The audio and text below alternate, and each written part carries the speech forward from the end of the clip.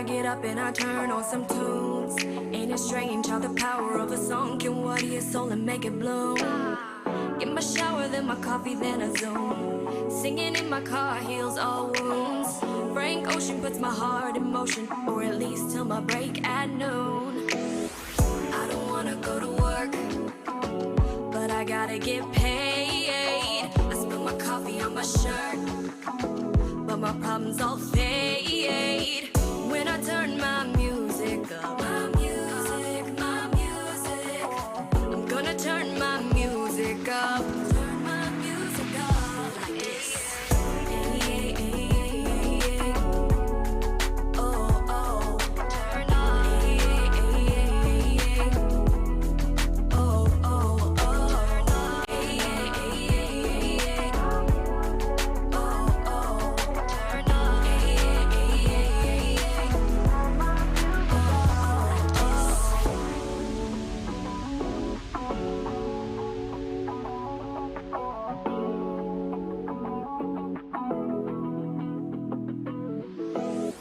Break is over, 40 plovers all around. Daft Punk's got me lifted off the ground. Ain't it strange how the power of a song can turn your frown upside down? Got my music and refuse it, love the sound. Takes me away like I'm out of town. Timberlake keeps me awake. Work is ending, you will see me counting down. I don't wanna go to work, oh no, but I gotta get paid. I spill my coffee on my shirt, but my problems all fade when I turn my music up. My music, my music. I'm gonna turn my music up. My music up. Hey, hey, hey, hey, hey. My music, my music. Turn up. Hey, hey, hey, hey, hey. Turn my music up. Turn up. Hey, hey, hey, hey, hey. My music, my music. Turn up. Hey, hey, hey, hey, hey.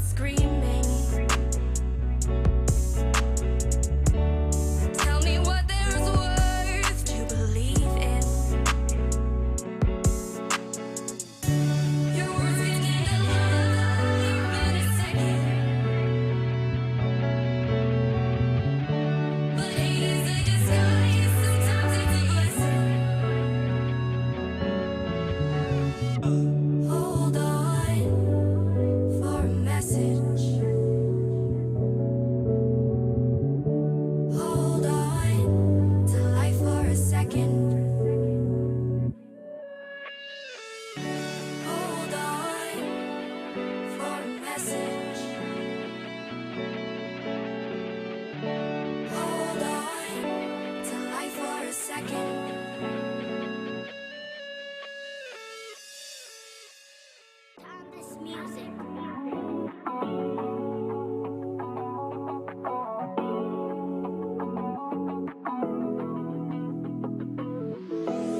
Eight in the morning, the rain is pouring in my room. But I get up and I turn on some tunes. Ain't it strange how the power of a song can water your soul and make it bloom? Get my shower, then my coffee, then I zoom. Singing in my car heals all wounds. Frank Ocean puts my heart in motion, or at least till my break at noon. I don't wanna go to work, but I gotta get paid. I spill my coffee on my shirt, but my problems all fade when I turn my music up. My music, my music. I'm gonna turn my music up. Turn my music up like this. Hey, hey, hey, hey. Oh, oh. Turn up. Hey, hey, hey, hey. Oh, oh, oh. Turn up. Hey, hey, hey, hey. Oh, oh. Turn up. Hey, hey, hey, hey.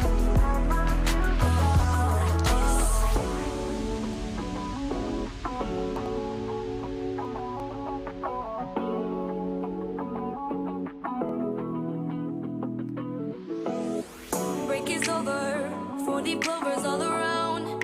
Daft Punk's got me lifted off the ground. Ain't it strange how the power of a song can turn your frown upside down? Got my music and refuse it, love the sound. Takes me away like I'm out of town. Timberlake keeps me awake. Work is ending, you will see me counting down. I don't wanna go to work, oh no, but I gotta get paid. I spill my coffee on my shirt, but my problems all fade when I turn my music up. My music, my music. I'm gonna turn my music up. My music up. Hey, hey, hey, hey, hey. My music, my music. Turn up. Hey, hey, hey, hey, hey. Turn my music up. Oh, oh. Turn up. Hey, hey, hey, hey, hey. My music, my music. Turn up. Hey, hey, hey, hey, hey. Turn my music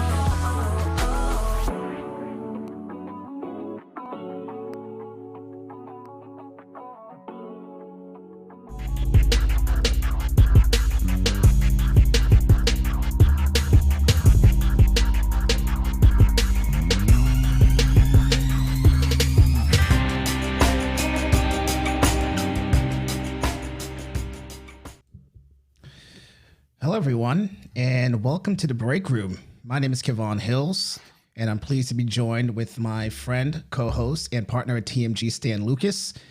And just give you guys a little background on who we are at TMG. We're a consulting company. We're focused on helping companies achieve or unlock the financial value within their operations, really focused on contact centers. We're proud to present this program alongside our folks and good friends at Stella Connect. And we have a really good show planned for you guys today. Before I even kick anything off, I want you guys to subscribe below. You should be able to see a link. So subscribe to see any further content that we have, recap on the show, anything else that we roll out. Stan, how are you doing today? Doing good, man. Doing good. How are you? Doing well. I mean, it sucks that when we first talked about this, we talked about doing it in person. It would be nice to be in the same room and for us to do this. We even talked about doing this as a live event where folks would come in and talk to us. But, isolation and quarantine sort of led us to where we are right now. But still pretty excited to do this. It's always good to see your face, say hello to the family. But why don't you tell the folks a little bit about Break Room and what we have planned for them? Sure. So basically, why are we doing this and what is this is a great question to get started with. And basically, I feel like every day we're getting invited to get involved in different webinars or listen to different webinars. And the truth is, we basically hate webinars, but we love conversations. We love speaking to people. We love speaking to each other. And we're kind of guys that enjoy going to conferences. But I really feel like the learning happens during the stuff that's after the conference, during the happy hours, during the networking with the colleagues. That's where I've always gotten all the insights that I really bring back to the office, the stuff that I was really going to use. And, if you think back, for those of us that remember this, about 20 years ago, there was a place called the Butt Hut. And even though I didn't smoke, as a young manager, you want to be in the loop. If you really want to see what everyone was talking about, you'd still make a visit to that area, because at that time, almost every single executive smoked. And that's where they were having side conversations about all the big projects and all the stuff that was going on and decisions were being made. So even though that place might have changed, the intent really hasn't. And what we wanted to do is we wanted to recreate that place where people can go to speak openly, get off the floor, let conversation flow, just really take a break. So that's how we came up with the break room. And we know that your time is precious, especially your break time. So thank you for joining us today in the break room. And, as we kind of talk today, Kavan and I, there's going to be two other voices that are going to join us here in the break room.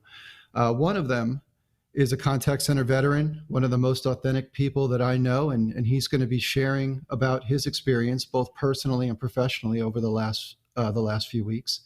And the second voice you're going to hear is someone that we're calling Agent X. And we've spoken with several agents and CSRs and brand specialists recently over the last few weeks, and they've had a lot of concerns that they feel aren't necessarily being addressed, and at least publicly. So we've decided to intentionally hide her identity so that she could be allowed to speak openly and unrestricted. And just to give everyone a little idea of what we talked about, to kind of kick things off, Kavan, let's share a little sample. And we asked Agent X to rate her management team on the movement of her and her colleagues to a home or a remote environment on a scale of 1 to 10. And here's what she said. Well, I would say, to be honest, probably a 5. That's pretty honest. And like you said, we asked her for a range from 0 to 10.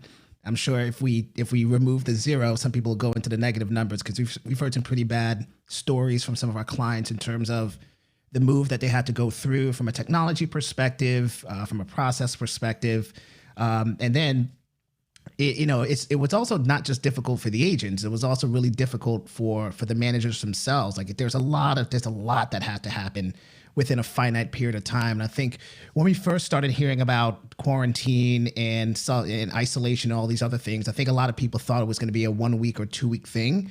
And it turned out to be much more than that, right? When people had to move their entire teams at home, and we just heard from Agent X, but one of the things Franco actually touched on as well was the difficulty that he also had throughout this process.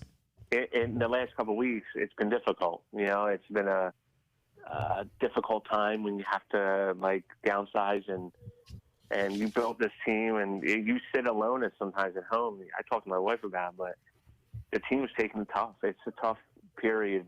This is probably the toughest period in my professional career. So yeah, it's not just hard for the agents, but it's also hard for the managers. I mean, these guys had to not just move their teams, but also had to manage people remotely. So, as we go through this, we'll continue to hear a little bit from Agent X. We'll hear the full interview that we did with Franco, where he talks about the move. He talks about some of the things he misses about his team. And then he'll also talk about, so how he's thinking about the reentry. So I want to give you guys a little bit of background in terms of how we're going to do this show. When we first talked about this, we really were going to focus on sort of the remote teams, right? So we started doing this, many weeks ago, when it started to look as though folks would be home for a long time. Now it's getting to the point where, Georgia's opened up, and I know, Stan, where you are in Ohio, it's starting to open up a little bit as well. I think retail, they say, is going to open up on May 12th. So we didn't want to focus too much on having folks, on having your team that's remote, but also talk about the reentry phase as well. And the way we thought about this was sort of within 5 stages, right? The stage 1 is the frantic move to home. So everyone had to move home and had to do it pretty immediately. Like that was just a mess, right? So we'll talk a little bit about that, and our agent had a lot of thoughts about that. And the second piece also was around fighting fires. Now everyone was home. Now everyone is focused on fighting fires and just sort of getting everything going. So that was also a big piece of it. Then the third piece was creating structure. Or the third stage was creating structure, and that's where we thought we were going to focus most of it today. But really, that fourth stage is just preparing for the reentry. I think it's where most people are right now. And then we'll talk a little bit about the future as well. But like our agent said, a lot happened over the last couple of weeks. There's a huge impact on us. I know personally, right? I mean, I live in New York City. There are lines to get into Whole Foods. There are lines to get into supermarkets. It's mandated that we actually wear face masks to walk into the stores. I know it's a little looser where you are, Stan, but talk a little bit about how it's impacted you guys personally. Sure. So yeah, I mean, the nothing at this point is mandatory, and as you mentioned, we're starting to get to the point now where we're looking to roll out at least non-essential retail over the next couple of weeks. But what I am noticing is that I feel like people are relaxing regardless. I was in the supermarket the other day, and people are masks. I don't know that everyone actually understands why they're wearing those masks. And I noticed I was at the deli counter, and I had my mask on, standing on my X and ordering. And then someone walked up alongside me, and to order their cold cuts, they actually pulled their mask down and started talking. So I kind of looked at her, and I think we all looked at her like why'd you just do that? But I think there is going to be upon reentry, there's going to be people that get it, and then there's going to be people who don't. It's really going to be up to us as leaders and professionals to really help people see what policies are, what the clarity is going to be around these policies, and what it's going to be like for everyone. And it again, it's something that we're all going to have to decide for ourselves. But we're definitely, I know we're going to talk a lot about that. And I know that there was, some discussion from Agent X about, what it felt like for her as she was in this moment, kind of when she was still going into the office, but really hadn't gotten a policy or direction on how to behave or when she might be beginning to work from home. And why don't we listen into some of her concerns? Yeah, definitely. I think they should have sent us home earlier. They should have probably prepared a little bit better for it. And they should have just, ordered the monitors after, before people started complaining, and just did it. We were told that there weren't enough monitors, which I don't believe true. I know when we went into training and we saw the amount of monitors that were there, they looked like they had quite a few of them. So I don't know if they had to order more, or they were waiting to get more, or they were waiting to see how this was going to go down first. I think that last piece about waiting to see how it was going to go down first is probably where a lot of people were in the beginning, right? They thought it was going to be a short thing where people move home, and they try to hold out as long as possible. And it got to the point where, one of the things she mentioned there was sort of this feeling that she was lied to, right? And you never want to get that feeling from your boss or from the company that you're working with. So transparency is something that's really, really important here. Right. And I think, she went on to talk about what she was thinking and how it felt when she was going back and forth between the office. And you can hear the concern in her voice, in this comment. Things were getting a little scary because I'm like Lysoling everything every night and having to hand sanitize constantly everything, phone, my badge to, get into the door. And now I can pretty much roll out of bed and roll into my kitchen and turn my computer on and clock in and go. But would I want to work from home every day? Probably not. I don't think I would want to do this every day. Yeah, and I think that's really telling right there, right? I mean, you can tell that she feels safer. She's glad that she's at home. She's enjoying it, but it's not the norm for her. It's not the new norm. She still sees it as temporary, and it's still something that she doesn't expect to last for. So I want to pose a question to you. Kind of hear that comment, and we know that several of our colleagues and clients have moved the majority, if not all, of their staff to a remote workforce last couple of weeks. What do you think is going to be the overall amount of people that stay working from home when we are allowed to kind of go back into our offices and bring everyone back under normal conditions, or even under the current conditions? Yeah, that's a good question. It sort of ties into, the conversation we had a few weeks ago about whether or not this is the death of retail, right? I think early on when this was happening and the economy was tanking, it's at a point where it's recovering now. But, I read an article saying that there are only 3 retailers who will survive all of this: Amazon, Walmart, and Costco. Now, we're at the point where we know that's not the case. But for me personally, I do think things will change. I don't think this is a death of retail, right? I mean, people will still go to the stores. People still need to buy things. I know you have pretty strong feelings about that. But I would say at the end of all this, I would say we'll probably see more like 20% of companies, and I'm talking about those who are more traditional, in-office contact centers. We'll start to see about 20% of those companies, move their agents home. That's my thought. What do you think? I'll say when we first started all of this and people started to move from home, I think that there was this sense of a little bit of relief, but around, people were getting comfortable as far as that they were no longer going into the office, going out in public, and they were respecting quarantine rules. And there was almost like this novelty, right? That I can be at home, I can be in my pajamas, I can roll out of bed, I can still work, get everything done. I can even, in some cases, I think people were working when they wanted to. They could work different hours, but that's since I think started to wear off a little bit. And so in the beginning, I thought I was ready to tell you, I think 75% of agents will want to stay home, and companies will begin to look at their footprint. They'll look for cost savings. They'll reduce size of the office, and they'll allow everyone to stay home. But now about 4 or 5 weeks out, what I'm hearing from speaking to and different clients and colleagues, I'm hearing it's probably going to even out somewhere around that 20% mark. That maybe there is a type of person that likes to work from home, and I think we're going to have to learn how to identify that person, how to internet, and how to recruit. But overall, I'd say it's going to level out somewhere around that 20% agents in the workforce are going to end up wanting to work from home, and companies are going to figure out a way to utilize that. Yeah, I think companies have they have space, right? They're paying rent, or they own a building and they're paying a mortgage or whatever it may be. So they have these buildings that they'd love to get people back into. So I understand from the company's perspective why you want to get people back. Also, it just brings back a sense of normalcy that you just didn't have before. So I think that's a big part of it. But from the agent's perspective, one thing that was really interesting when we spoke to our agent was one of the big reasons why she would love to go back to work.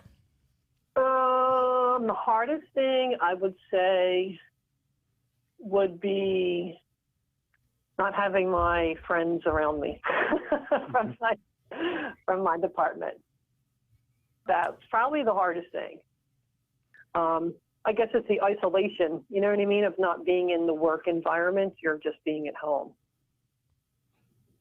Yeah, that isolation, and everyone, you're isolated from your friends. You forget that people form friendships and bonds that they've had with people for many years.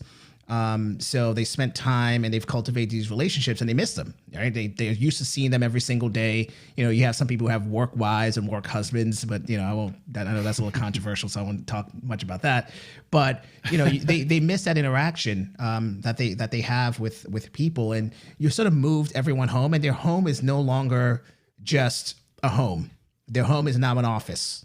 It's now a daycare. It's now school. It's now a playground. It's like, you name it, right? Your home has become all these things, and it's not really conducive to working, right? Like, my wife moved home, a couple of weeks ago. Her company was one of the first companies to move in home, and I mean, she enjoys it and she loves working home. But we have to figure out how to work, like who takes what, and making sure that that the person is on a conference call, and which conference call is more important than the other, and vice versa. So I understand why people would want to get back to the office at the end of all this. Yeah, well, and I think the comment also brings out something that maybe has been a little bit neglected as we were focused on all the technology and the moves to creating the right setup for people to get home, and it's that emotional side. There is some stress, there is some anxiety that our teams are feeling as they move to home. I mean, we have to remember we're invading their space now. There was work-life balance that they were used to. They went to the office, then they went home. Now that's changed. We're in their spot where they sometimes can't turn it off. We've impacted their families. We've impacted their pets. And it's something that we need to adjust to. But I saw a question pop up in the feed that also kind of hits on something that Agent X and it revolves around creating the opportunity to speak to her friends and have those conversations outside of the normal conference calls that maybe a manager set up, or the one-on-ones with the supervisors and managers. And that's something that we've started to hear a lot about. And before we kind of talk about some of the things that we're seeing as trends in the industry, I'd like to, why don't we play one more quote from Agent X about how she's handling missing her friends and staying connected. We call each other on our cell phones. We don't talk to each other on our work phones because they're recorded. So, we can be a little bit more freer when we're on our cell phones. Yeah, I mean, you kind of want that privacy, right? And it's important to keep people connected, and to at least give them the ability to stay connected. But people do have private conversations. Like, you have friends that you have at work where you can lean over, you could say something funny that you don't want recorded, you don't want to be in front of the company. It's funny, like, at a job I worked at a few years ago, my group and I, we had a Google Hangouts channel, a Slack channel, whatever we were using back then, and we made it private because we wanted to use it as a way to just talk amongst ourselves, and we'd have funny jokes, and we'll talk about work, and we'll talk about a lot of things within that channel. And then someone petitioned for it to be public because they wanted to see what was in that channel. And as soon as we were forced to make it public, we all left the channel and we started our own channel, right? And I think it's important for companies to know people want to have private conversations, and that's okay. But if they want to have something more public, they can do that. Don't feel offended if someone's having a private conversation. They're not always talking bad about the company. They're always not trying to bring it down. But people just want a safe space to be able to communicate with their peers. Right. And I think that's the takeaway, right, is that we work so hard to create culture, to create teams, to have people that are basically work family when they're in the office and they're enjoying themselves.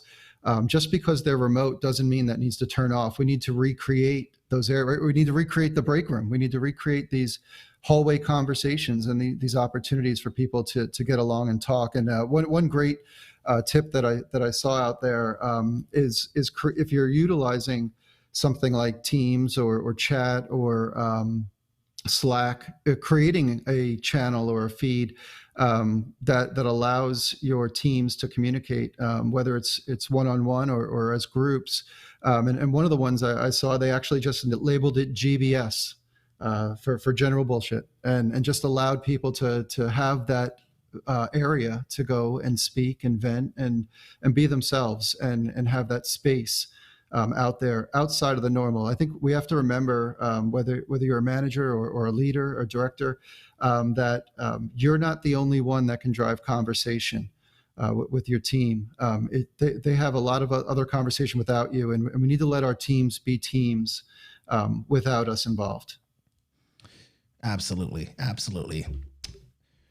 I think it's time to hear from my guy Franco. What do you think? I think it's great. I mean, look, Franco is a call center vet. He's a great friend, one of the most authentic people that I know, and I'm looking really forward to sharing this interview we did with him. And I think as we kick this off, we talk about the last few weeks and some of the things that were very difficult for him. But I think as you listen, you're going to hear how he's keeping his team motivated, how he's keeping people together and providing clear leadership. And that's really a story of success and hope. So here's Franco D'Ambrosio speaking about his experience over the last few weeks. So Franco, to kick things off, what would you say was the most difficult part of transitioning the team to work from home? Honestly, just making sure they had the things they needed at home. A couple of things, like people, they have kids, they have families, they had to adjust there. But I got to be honest with you, overall, I would say the process in itself was seamless, and we didn't really have any pain points. For years, we were testing our BCP. We were doing remote work from home. If we had any pain points, it was, an agent couldn't continue on with their day because of the internet or, another technology issue. But other than that, the agents were working their schedules. They were accountable. We were measuring our KPIs, their work. We didn't have many risks there. The only real risk we would ever have is if the internet or they lost power in their house. But for the most part, it went off without a hitch, and it was good. Well, it sounds like you guys had I won't use the term easy, but I would say less difficult transition than a lot of other companies that we've spoken to about this. And you mentioned your BCP, your business continuity plan, playing a role in that. Can you talk about some of the other things that you guys did to help you feel more prepared for this transition? A couple of things. Making sure the agents took their equipment home at night. We were like, you got to take your equipment home because we got to be versatile. If we have a weather event or something, we need you to be plugged in and ready, and making sure your equipment is tested and you have your headset. So we built in all these disciplines. We also had a very detailed BCP plan that we reviewed as a team, as a core leadership team, every quarter. And it was updated and presented to my boss. So we already had that in place, what to do if we were to not be able to service the customer. And all that was kind of built into that plan. And we tested it many times, and it was, again, very successful. Yeah, I know it's tough, but how ready were you personally to be apart from your team and work remotely? I've done it before, so I was prepared. I have an environment where I can go and work and focus in. I'm not going to lie to you. I like the interaction better. I like going in. I like being a part of the team. And that separation has been tough for me. Not being able to see my team. Yeah, we can go to video, and that's great. But there's nothing like the interaction of a one-on-one, interaction. I'm a hugger, as you know. Like, I walk my floor. I hug my agents. I tell them I care about them. We sit and talk. And so that has been difficult. There's nothing that compares to being able to interact face-to-face and walk the floor and have that interaction with your team. But we found other ways to do it. We would meet as a team. We would have video calls and things just to keep the spirits up. And what about changes in expectations, if any? Did you have to communicate to the agent, to your managers, to QA, and to other members of the team? Yeah, so things like, the kids, the background noise, just trying to stay focused on what they were doing. Essentially, what we had to do is we had to disconnect a lot of our additional services, like we had to stop our quality. We had to redirect our agents to take more of a frontline approach because we didn't have that luxury to continue to do some of those things we were doing. We had to limit some of the, quality things we're doing. We still did training, although it was hard. We had to really shift left quickly. And so the focus was on taking care of the customer, everyone come in, and additionally, as we reduced staff, it became even more important for us to remain focused on what was coming into the queue. And so a lot of those things I would look for every day, like quality and, are we keeping up on making sure our incident inventory is under control? We had to really slow that down because we had to refocus our energies on other things. So the whole operation was frontline focused, while other things would take a back seat, trusting that our agents universally and consistently were really awesome with customer service. I'm most proud about that, and in hopes that we can bring back some of the other things that we were doing really well. Like we had a knowledge gatekeeper, we had our quality team, we have a workforce manager. Who knows if it's going to be this year as far as bringing our services back. But I think what we're going to see upon reentry is everyone focus on the frontline calls and just let's ride that storm out until we can get stable again. I love that reference to it as a storm. So as the storm subsides, what will be some of the challenges you're beginning to anticipate as you bring your team back to the office? Yeah, it's a great question, right? So one of the things is, how are we going to manage bringing people back into the building, right? We're still going to be under social distancing guidelines, I'm sure. Remember, the agents are not going to be able to wear a mask. It's going to be difficult for them to, I think a call center person has to be able to speak clearly, and through a mask, that could be difficult. Do we keep them at home? Do we keep riding DCP? Making sure their equipment is up to date. Can they log back in? Does the technology need to be updated? Is their laptop good? Are there areas set up to work? So there's going to be a lot of things that we're going to need to think about to make sure they're re-enabled and ready to work again. From a training perspective, nothing's really going to change because the store environment is not going to change. And so when they come back in, we're hoping we can bring those same agents back in. They'll already have the knowledge and they can just go. And so that's the hope. If not, and we have to bring new people in, which is probably going to, may happen because people either find other jobs. You're talking about retraining people, which is a couple weeks. And so there's an element of like, can we get those people back into the building? How difficult is it going to be because of all the things that are going on around us? So there's a lot to consider. At what point did it really dawn on you the scale to which this virus was going to impact you, your team, and the organization? As this intensified, and I was told we would have to limit our staffing, that was real. As soon as they closed the stores, I knew right away we were going to be called to downsize. What was a team of like 90 plus, we're down to like 14 people. The majority of our staff was contracted agents, but we didn't treat them like that. They were our family. They were a part of us, and so letting them go was hard because some of those agents were with us for years. So those were, for me, a big challenge because I've never been through this, like mass layoff like that. And I'm a very emotional, connected person, so I had to really train myself. And that was, I think, what helped me here in this situation was I was at home. And that I was able to be comforted by my wife and son because they would hear a lot of these conversations.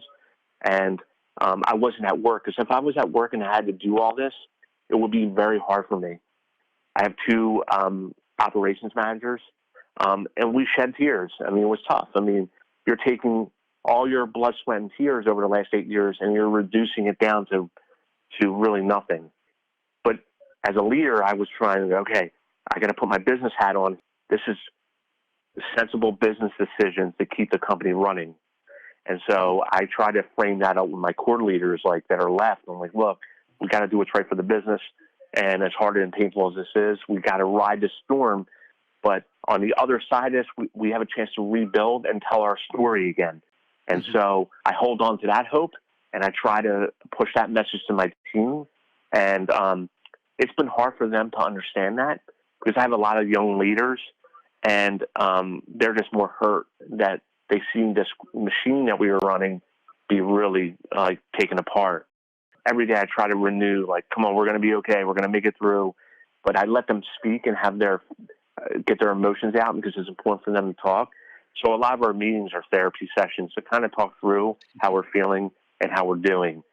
And I think people understand that on the surface, what they're seeing, what's going on around them. And they're like, am I next? And am I going to be going? And so it's hard because as much as you want to continue to push on positive energy, you got to also embrace their fears and their doubts and I try to balance that out. And so I try to use social media and the social movement on LinkedIn to say, we're not dead. We're still alive, and we got to keep that alive, and that your fears and doubts are real, but we should always get up with a hopeful heart every day. And that's what I try to do. You know, hope is a word we're hearing a lot during this time of social distancing and this new world we're living in.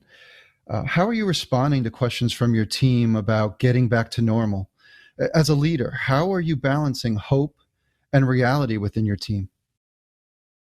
What I try to tell, what I do tell the staff is, look what's going on around us, right?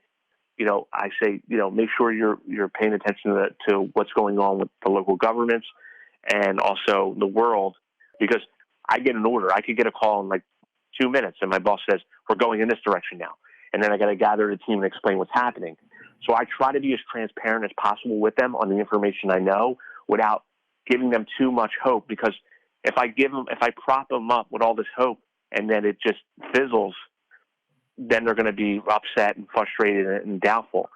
So I'm trying to be delicate. It's hard, right? Because it's new for me as well on what I'm saying to them, but I'm still trying to insert hope into that conversation. But also, I'm trying to insert that hope and also be authentic in my words so they understand that if the funding is there, we're going to do everything we can to bring back some of those agents and do that slow reentry. Okay, Franco. So next we're going to do some rapid fire types of questions, only expecting one word answers here. So here we go. Please give me one word that you would use to describe the last few weeks. Turbulent. Perfect. And now one word that best describes your team as they deal with all of this. Resilient. Great. And now one word that best describes how you're going to feel when you and your team are back together. You're going to make me emotional here. So I'm a crier. So you're going to push those buttons, aren't you?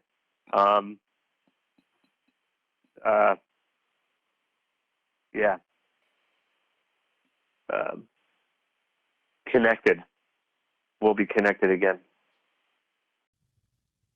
How have you been handling motivation during a time like this? Well, that's been the biggest challenge. So we have a thing that we call Heroes. Our Heroes event has been a staple for us since we began in 2013. Unfortunately, because of the shifting of the business, and for the first time ever, we didn't have a Heroes event in March. It's painful for me to say we had to stop doing it and to kind of reassess where we were going. And then, as you know, my staff got down to like 10, 11, 12 people. You know, we just held it for now.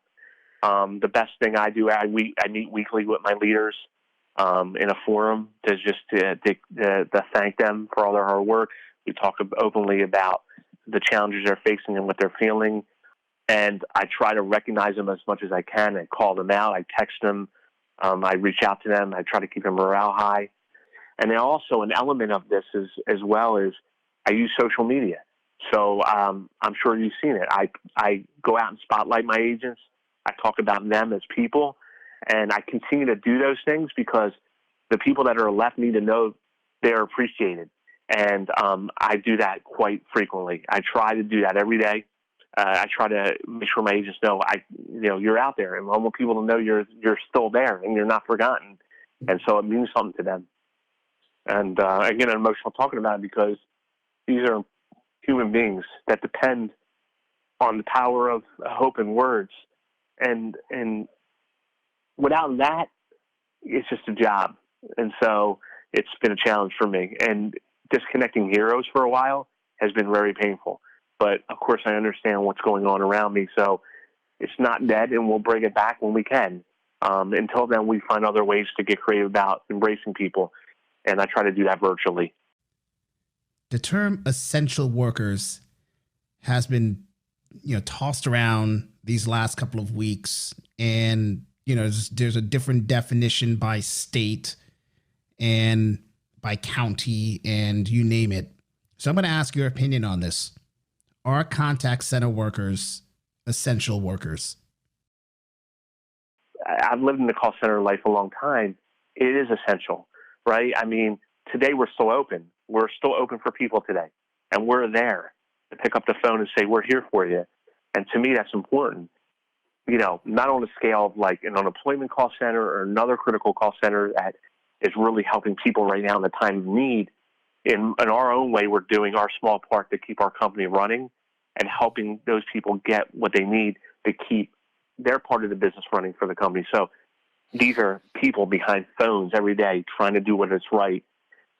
When I saw the unemployment call center in Ohio struggling to keep up with the calls, but there's somebody there to pick up that call eventually and say, I'm going to make sure your claim goes in so you can get some money. That's important. I always say to my team, and I say this universally, like I've been saying it for years, what you do is important. Every day you offer hope and an inspiring word and you help them. That is important. There's nothing that can replace the human spirit, the human voice, and that connection. Franco, this has been amazing. Thank you so much for your honesty and your authenticity today.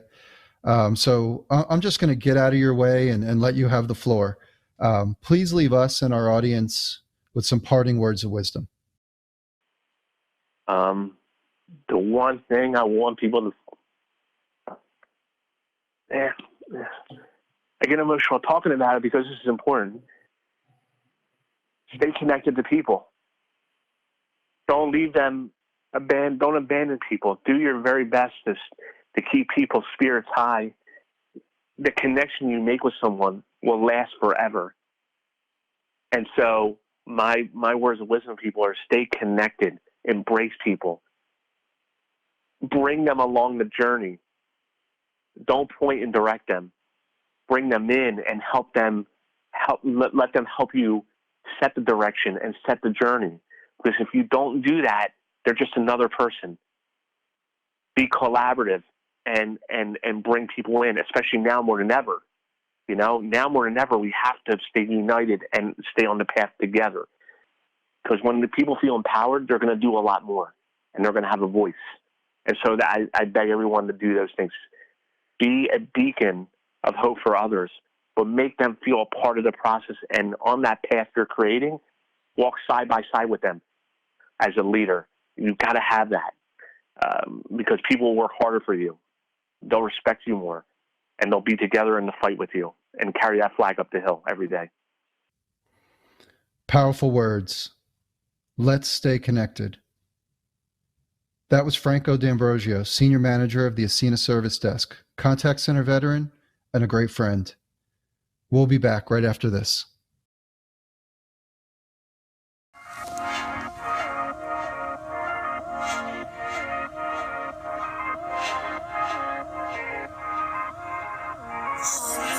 It's kinda hard, normal life just seems so far away. And you put up your guard to protect you from the things you can say.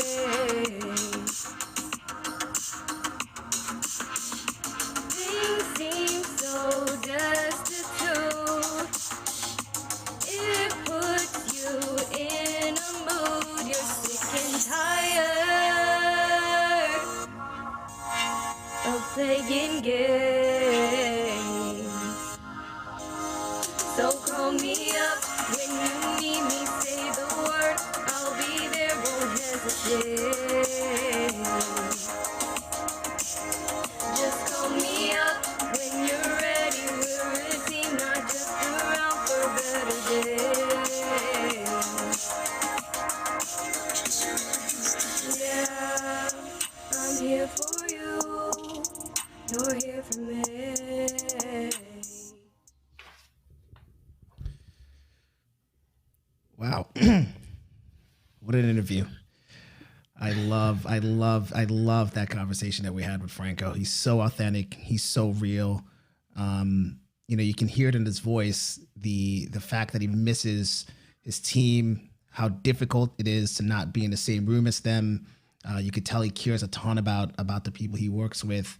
And I know he's, he's based in Ohio. I know he's pretty excited about the fact that things are starting to open up, so he can get back into the office. But what are some of the takeaways that you had from the interview, Stan?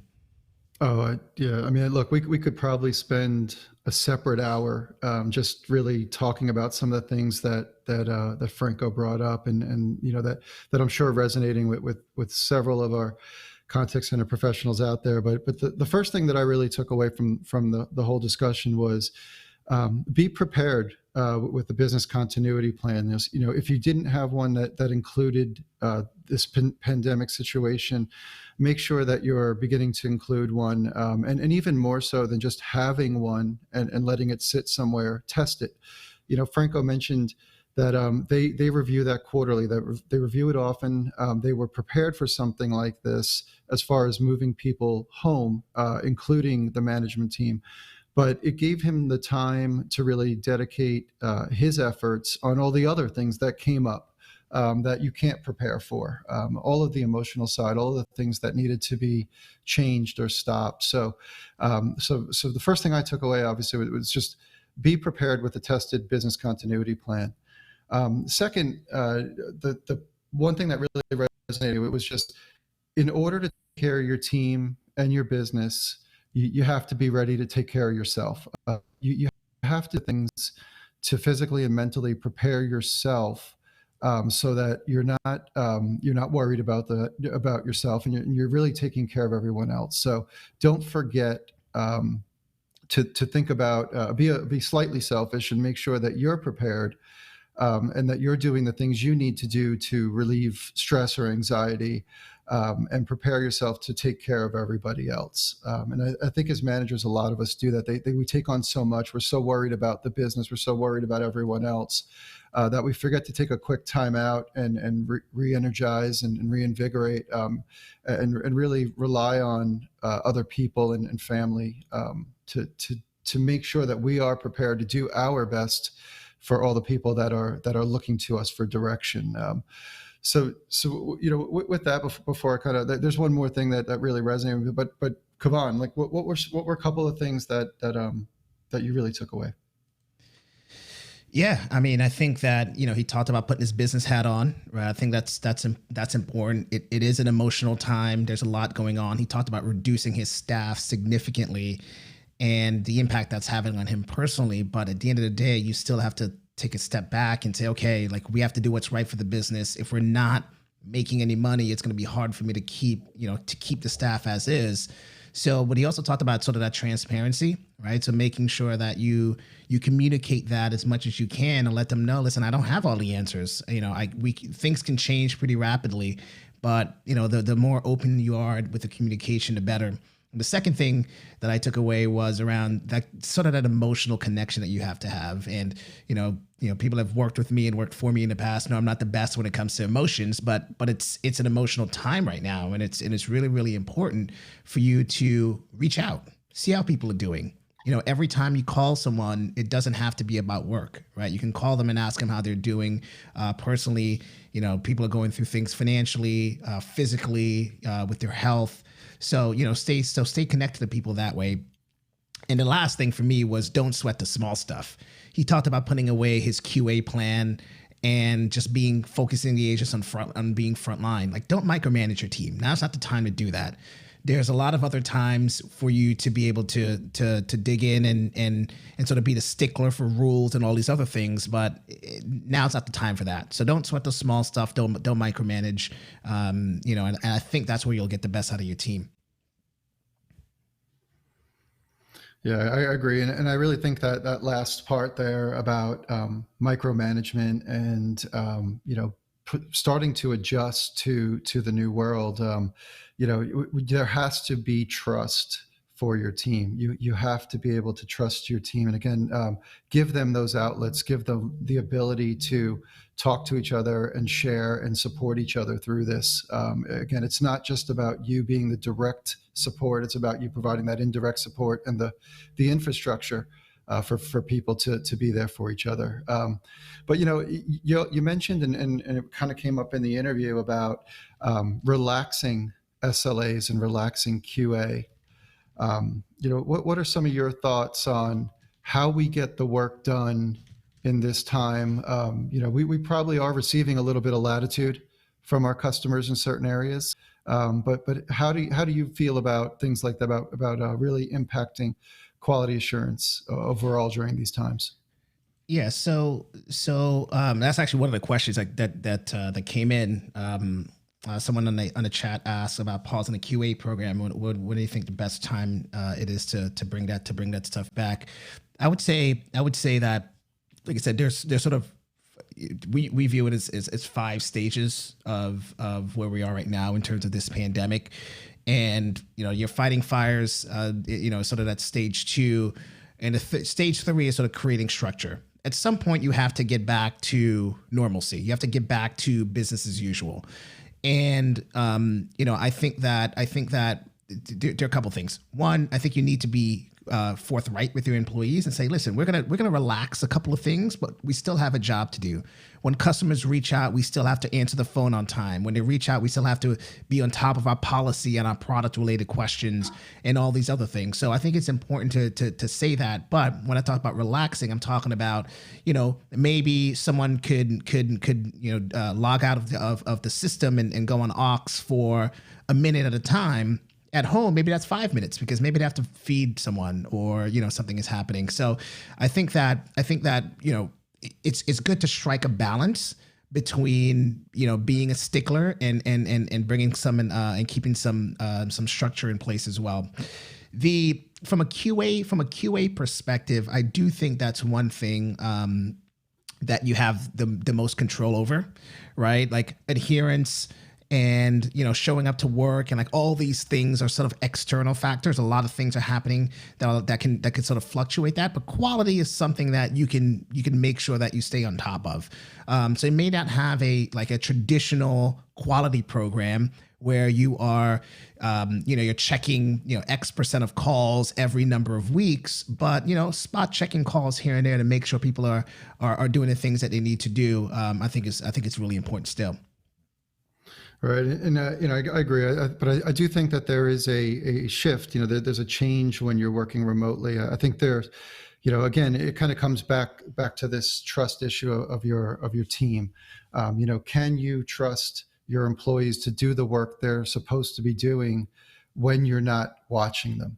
And I think part of what we're going to see over this time is that there will be not necessarily a reduction in QA or a change in the expectation, but an over communication of what's expected and a shift to more outcome-based measurement and measuring of performance, as opposed to things that we started to see when people initially moved home, which was more like behavior monitoring. So instead of looking at things like, are they moving their mouse a certain number of times in an hour, or are they counting keystrokes or total hours logged? I think it's going to be more about employee happiness, net promoter scores, post interaction surveys, ratings from customers, and overall production. Are they getting the job done to the levels that we need done pre the move to home. So I think as we really start to talk about not just QA but other things that are changing, other trends that we're seeing with the work from home environment, these are the types of best practices that we need to begin to hindsight and document, because again, this might feel abnormal now. It might feel like this isn't something that's going to continue. But it is something that can happen again. And I think there are going to be some really positive things that are happening that we should take advantage of. And, there's a great quote out there, right? Do not let a good crisis go to waste. And I think this is one of those times. Let's make sure we're taking the best practice and positives out of this pandemic situation from a work perspective and adjust accordingly, and make sure that we're learning and that we're continuing to do better in our workplace and provide these solutions back to our employees. Because let's face it, being able to hire from anywhere in the world or anywhere in the country, as opposed to just local, could be a great advantage when you're trying to fill those weekend shifts or those third shifts overnight. Allowing people to work from home provides a whole bunch of positives when you're trying to fill the seats. Yeah. And we have, it feels like there are two camps of companies right now. There are companies who are saying, I'm just going to ride the storm out and it doesn't sort of matter what I do. And I'm not going to spend a lot of time on creating structure. We had to move everyone home because that's the way it is. Our customers understand that it's going to take longer to connect with us. Our customers understand that things may not be, the quality of the interaction may be different and whatever, right? I'm going to ride the storm out and then that's going to be what it is, right? I call those folks the optimists, and I'm an optimist as well. I usually like to think pretty positively, but that's not what we recommend to our clients, right? It's important for people to start thinking, about the next pandemic. God forbid this happens again, or this pops up again. When in the fall when it becomes cold again. So, and then the second group of people are people who, like you said, they're using this as an opportunity to create a process and say, okay, how can we develop people to work from home? What was really interesting is, I would say, 6 weeks ago, we were having a conversation with one of our clients who were talking about doing work from home a year from now. And then this pandemic hit and they had to move everyone home and it took them about 48 hours. Right. So it tells you that people can do it. Like they can do it. It wasn't smooth. It wasn't great, but they had to do it and they had to get it done. So it tells you that people have the capacity to do that. But what I think people should use this opportunity for is to squeeze out as much learnings as they can, from an employee perspective, which employees actually can work from home, who are more productive than not. Maybe you have some of those employees that were looking to quit because they just can't handle the commute, but they're great working at home, right? I think, one of our clients said that their attrition rate has gone down significantly because people, like the barrier from going to work is people have to get up and get dressed and actually go to work. A lot of people don't like that. So use those opportunities to see what you can do. Technology, that's the obvious, what works, what doesn't work, like all those other things, but use this opportunity to learn as much as you can. Because it's not just about right now, it's about what can you do 6 months from now? How could you create a little bit more flexibility in your work structure, in your operation structure to get more out of it? Yeah. So as you're thinking through the things that you're asking yourself to provide structure to this process, to interviewing for work from home agents, to identifying the people that are better at this type of work environment as opposed to coming into the office, and even thinking about the cultural and the HR aspects of onboarding. What kind of things are you starting to ask yourself? What kind of camps and what kind of pieces are you starting to identify are going to be important in laying out policy for a contact center? For me, the first question you have to ask is, if I'm moving remote, is it going to be something that I'm doing, I'm hiring folks locally for, or am I trying to expand my labor pool? Because if you're just trying to get folks locally, that's, the way that you hire, and I'm going to break it down into sort of three ways. There's hiring, there's onboarding, and then there's training. From a hiring perspective, not a lot changes in terms of process. You bring people into the office, they meet a bunch of people, you ask them questions, and then you hire them, right? The difference between that piece is the things that you're asking for and the questions that you're going to ask them will be different, because now you're trying to understand what it's like for them at home, and it may come across as personal. So you have to, make sure you sort of, walk that fine line between what's too personal and what's not from an HR perspective. But understanding, do they have small children at home during the day? What is their internet connection like? What kind of access to technology do they have at home? Those things matter because you're trying to ascertain whether or not they have the right physical environment to do what they need to do, right? So that's the first piece.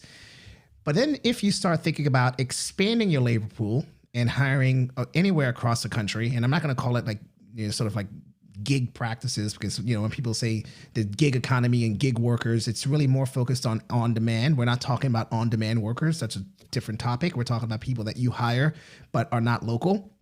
So for those customers, you have to start thinking about, okay, do we provide technology or do we not provide technology? Because that's a big piece of the hiring process. You don't want to hire someone 500 miles away from your home office and you have to ship them a computer and then you maybe don't get that computer back.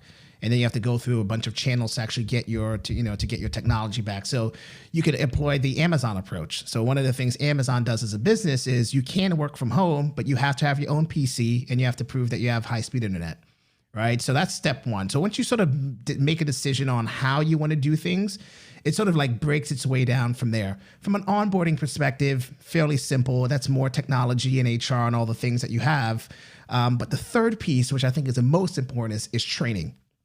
So most companies believe that they can just take the in-person training. So you have 25 people that you bring into the office and you have an instructor that goes through training and put that online. Right, we've seen the stock of Zoom go like this over the last couple of weeks because a lot of people are using Zoom as training, as an LMS and all these other things. But to us, that is a mistake. And the reason that's a mistake is because there's a certain skill set involved with teaching people to do things in person and teaching people to do things online. Just ask any elementary or high school or college professor who now had a lecture hall or a classroom who are now at home trying to teach. It's a different skill set required. It's a different way that you communicate with individuals. So you just can't take your in-person training, throw it up on a Zoom and say, "Hey guys, let's get you trained." You have to have the right individual to do that. You have to the right process in place.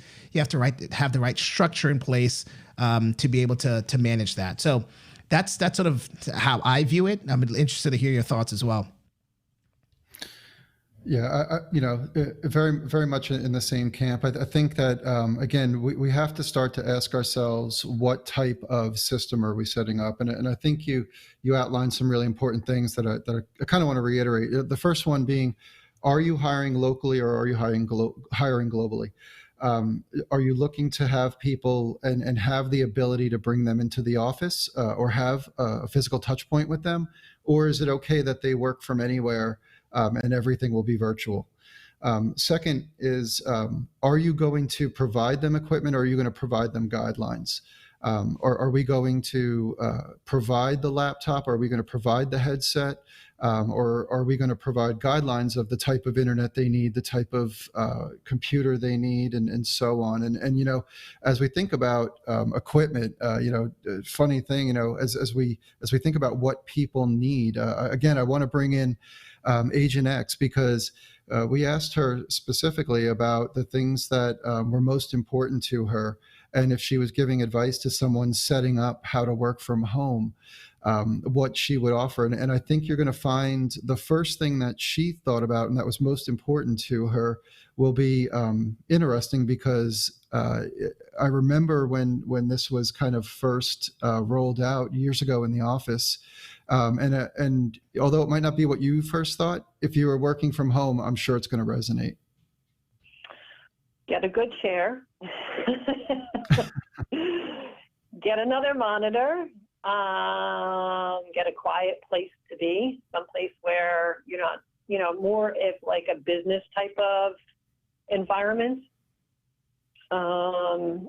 That's basically it. Find a different place that you can work to, find a different place in your house where you can work, where it's more business-like, where you're not distracted by, other things around, even though that's difficult to do, even if you have, a separate office with the door shut, where you're not stressed out and you're comfortable and you feel like, I can do this. And I feel like make it feel like you're at the job.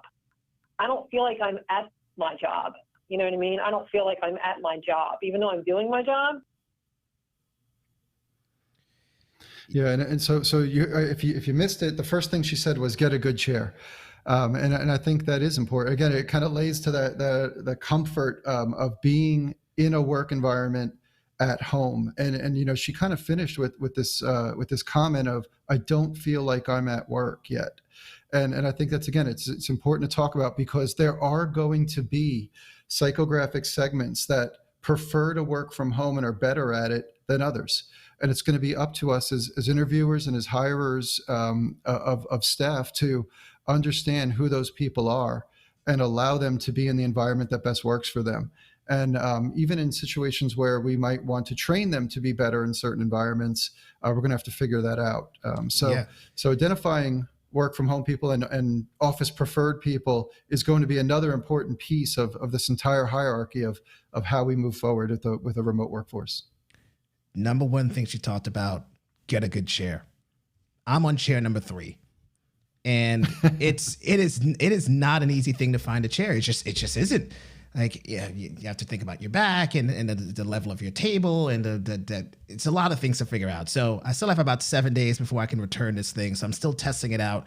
But finding the right chair is so important because you're going to be sitting in front of this thing all day. You have to make sure that you're comfortable. But anyway, one of the things she talked about was, like you said, she doesn't feel like she's at work. And some people just don't like working from home. I think she said it earlier, like, well, I want to do this all the time. It's nice to roll out of your bed in your pajamas and get to work. But when given a choice, would you want to work or would you not want to work at home? So I think that's what you need to really ascertain when you're trying to figure out when you're really trying to figure out who's the right individual to work from home and who isn't.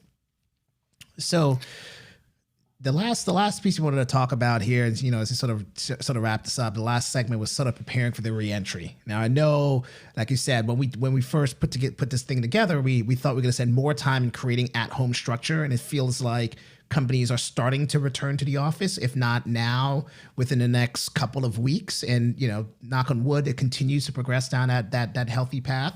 But preparing people to work from home, the question that we always get is, should we or should we not?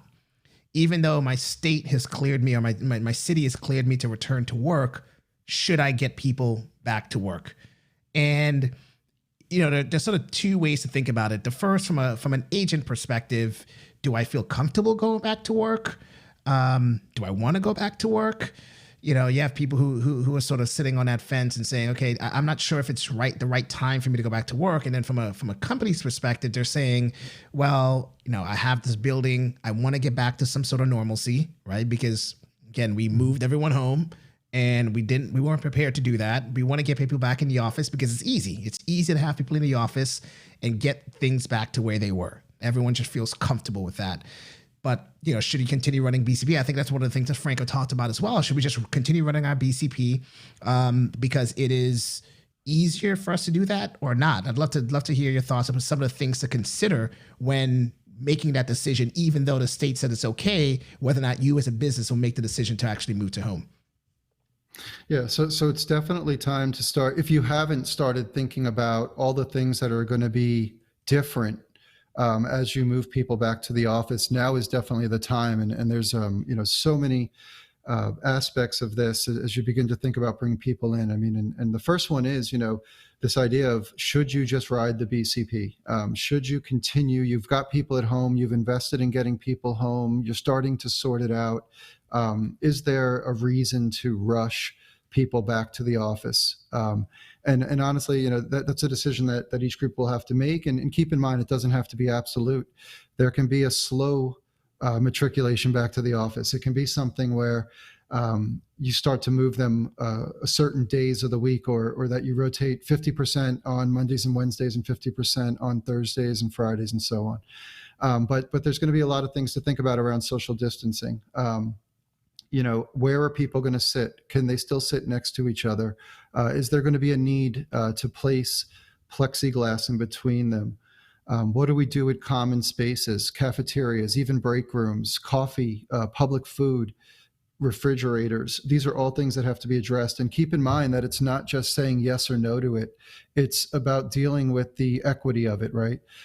If the policy is that you have to wear a mask, what if I have an office? Am I allowed to take my mask off? Does that feel right for all the people that don't have an office? Does it feel right for the people who have to sit right next to each other, and how we deal with that? And I think, the other thing that as we really talk about this new kind of environment, and I think we started to touch on it a little bit earlier, it's going to be the level of seriousness that people take this for.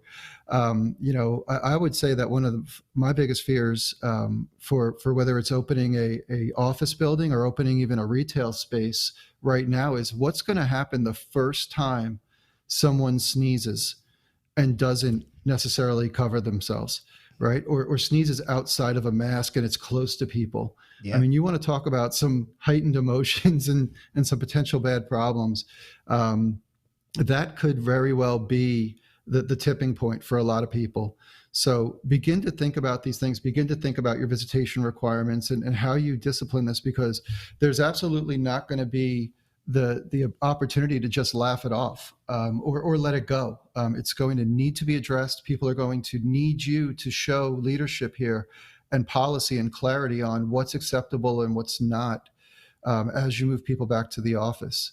And again, I think these are things that we hear resonating not just through our management teams, but through our staff and our agent teams, because they need to feel comfortable coming back to the office one way or another. And again, I think this might be one of the last times we bring Agent X in here, but she's talked about some of the concerns that she has returning to the office and what it means to her.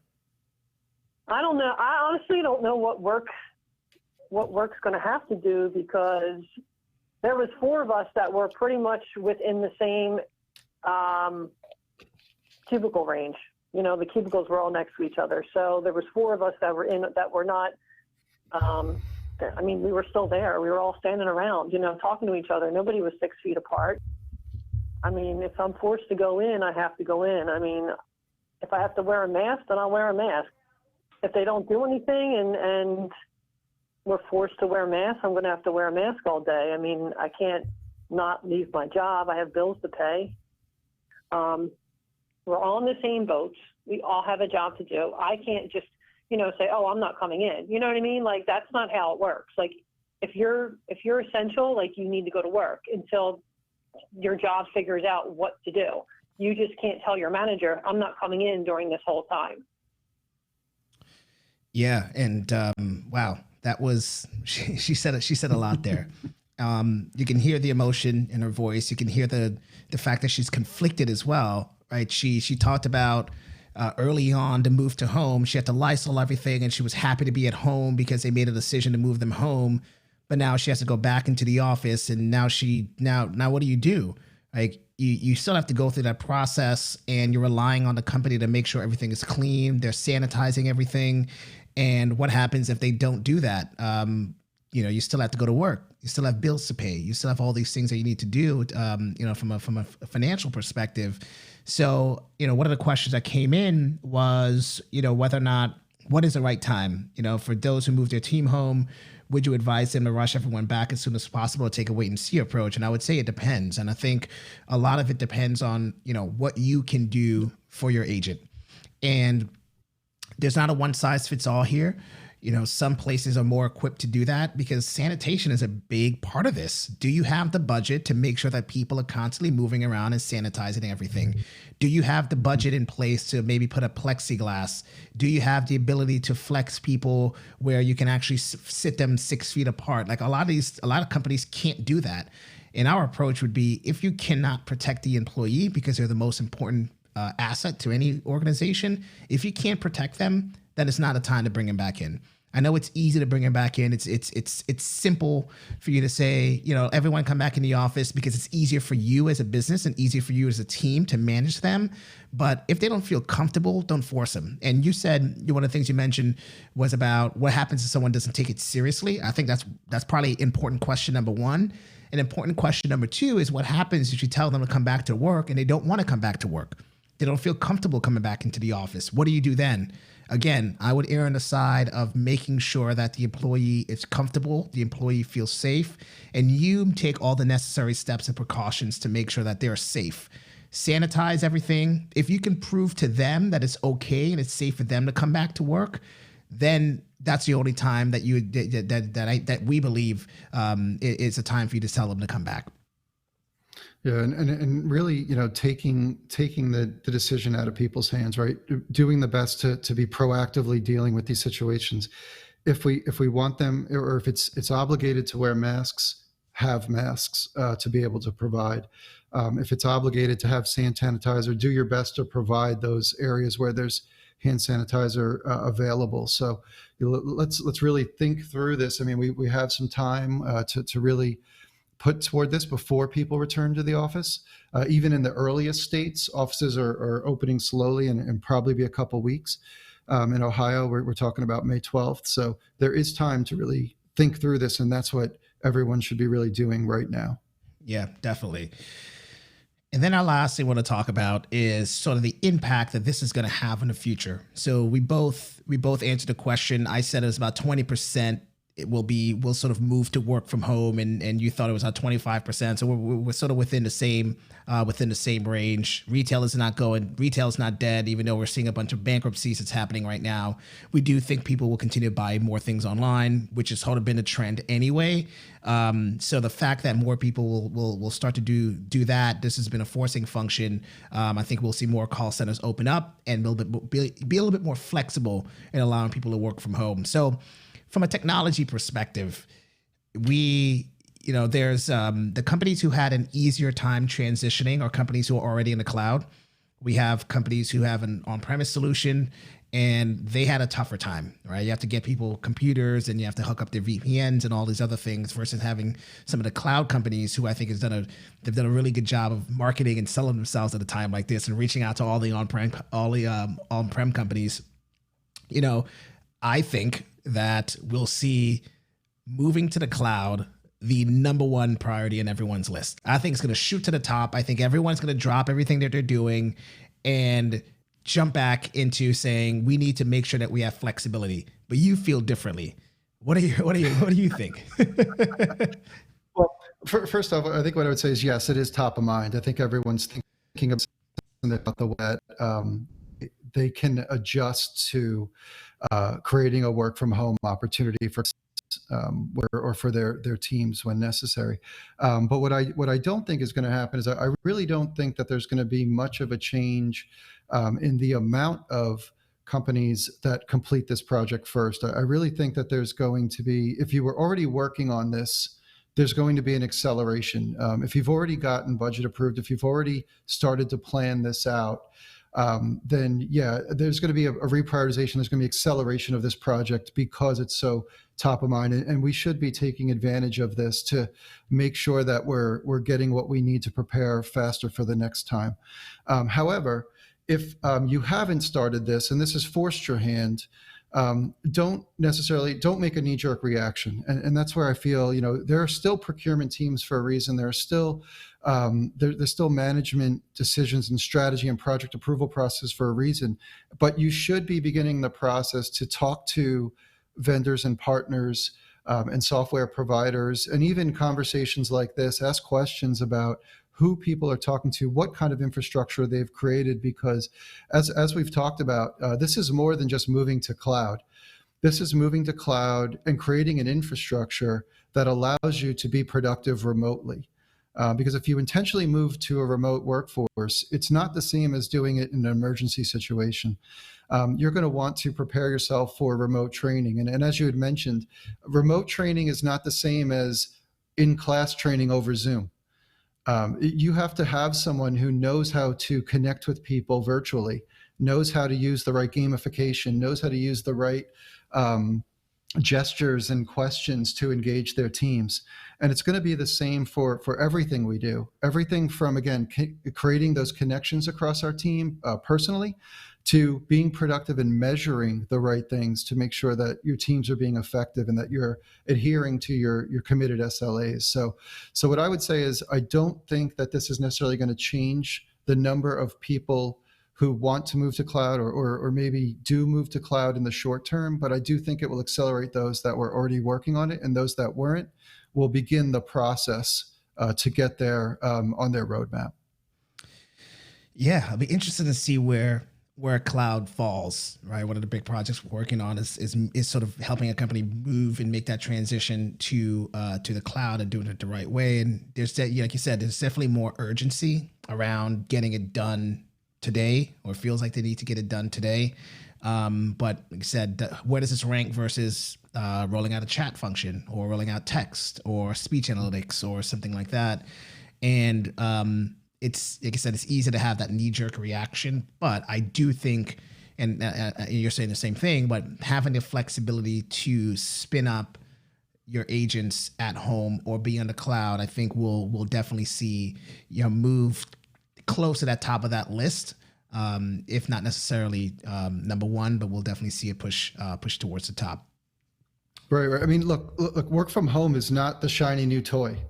It's not just emerging tech. This is a cultural shift. This is a change in the way that you do business. So treat it that way. Make sure that we take it seriously and that we make the right decisions as you begin to set this up for yourself and your business.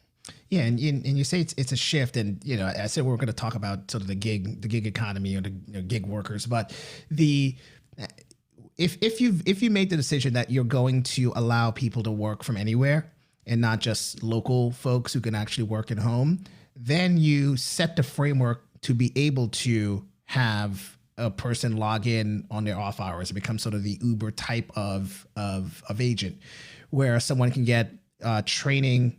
They can download your videos. They have to pass a couple of tests, and maybe they could take policy-related questions, not product-related questions, and allows you to be able to do that. So, like you said, it's I think the word that you used was infrastructure, making sure that it's not just we need to move to the cloud, so let's move to the cloud, and then nothing else, sort of moves along with it. Is making sure that you do these things in tandem, you set the right base, the right infrastructure, and think about things holistically. So when you're making the decision, those decisions are having the most impact on the business.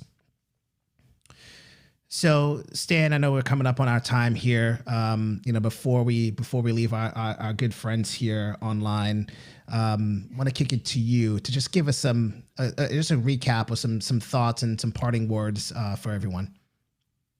Sure. So first off, I just want to say thank you to everyone who hung with us and listened, and hopefully as we continue to do these things, we can engage and have some conversation, because again, this is where just sometimes just talking through things helps as you learn. But if I had one parting thought based on everything that we heard today and that we talked about today, it would be let this change you. Don't be afraid to adjust to this opportunity. Learn from it, hindsight what happened, and really adjust to the opportunities. There's been a lot of good things that have come out of learning to move your team to a work from home environment. Things like creating trust and really relying on it. Trust your team. Conscious over communication. A lot of times we do get in a rhythm where we just get to work. We start checking emails. We start answering phone calls. This has forced us to reach out to people intentionally and over communicate the things that are going on. Provide clarity. Provide direction on what you're hearing, and being not being afraid to admit when we don't always have all the answers. Third, recreate personal interaction. Find ways to make sure that your team is being a team and that they're working together without you and being self-sufficient. And then kind of finally, one of the great things that I've noticed, both as a call center professional, but also even as an insight professional, is that there's been a refocus on voice of the customer. Because people are home, because people have time, there's been huge spikes in getting feedback from customers, whether it be indirectly or directly through intentional channels. But let's get back to basics. Let's listen to our customer. Let's take advantage of these times and listen to what they have to say. Let's really take the time to listen to them, because they have the time to really dissect our customer experience, and keep sharing those thoughts throughout our organization. So again, just to kind of wrap up here, thank you very much for everyone's time today. And don't be afraid to let this change you, because we can all be better managers, team members, and even people in general. And I would say just be human. I think now is a time when it's difficult for everyone. This is not just about work. We haven't had this type of event happen in a very long time, especially when it comes to finance and business and contact centers. So check in on your people. Understand that the things that they're going through affects them. It's not just affecting your business. People are nervous. People are worried about their health. People are worried about their safety. People are worried about their finances. There's a lot going on in people's lives. Now's not the time to be a stickler for what you're doing. Now's not the time to be that person who has to crack the whip because people aren't necessarily adhering to the rules and the structures you have in place. Be human, connect with your people, check in on them, and make sure that they're happy and healthy. So I'd like to thank everyone for joining us today. It's been real, and we will see you soon. Yeah, Peace. time to go back to work, right? That's right. Out of the break room. That's right.